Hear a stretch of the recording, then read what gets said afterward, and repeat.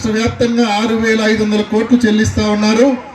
లింగాల మండలానికి సంబంధించి దాదాపు 5,000 మంది డ్వాక్రా మహిళలకు 17,50,00,000 రూపాయలు చెల్లిస్తా ఉన్నారు. 2019లో ఏదైతే మీకు మాట ఇచ్చారో ఆ మాటను ఇవాల్టితో మన నాయకుడు 4వ విడతను చెల్లించి ఆ మాటను నిలబెట్టుకుంటున్నారని చెప్పి మీ అందరికి కూడా సంతోషంగా మీ అందరికి కూడా తెలియజేస్తారు. పులివెందుల నుంచి ఇదే దారిలో నాతో పాటు వేల మంది వచ్చారు రైతులు. లింగాల మండలం, సింహాదిపురం మండలం, పులివెందుల మండలం, వేముల మండలానికి సంబంధించిన రైతులు వేలాదిగా ఇదే దారిలో అనంతపూర్ వరకు నడుచుకుంటూ వెళ్ళి అనంతపూర్ కలెక్టరేట్ దగ్గర ధర్నా చేశాం. పీబీసీ నీళ్ల కోసం, మన చిత్రావతికి నీళ్ల కోసం, మన తాగునీటి కోసం, మన సాగునీటి కోసం కనీసం 1 టీఎంసీ 2 టీఎంసీలనే నీళ్లు ఇవ్వండి అని చెప్పి ఆ రోజు పాదయాత్రలు చేశాం. మనం 2014లో ఒక పక్క కింద చంద్రబాబు నాయుడు గారి సంతకం, మరో పక్క కింద పవన్ కళ్యాణ్ గారి సంతకం, వీళ్ళిద్దరి సంతకాలతో కూడిన ఎన్నికల మేనిఫెస్టో తీసుకొని 2014లో మన ఇంటికి వచ్చారు, కరపత్రం ఇచ్చారు. అందులో ఏమనుంది?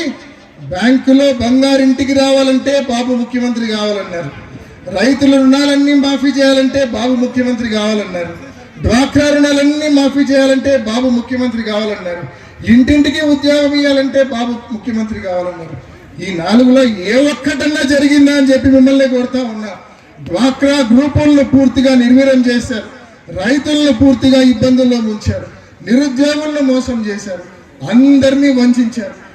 కొత్త కొత్త పదాలు, బాబు షూరిటీ, భవిష్యత్తు గ్యారంటీ అంట.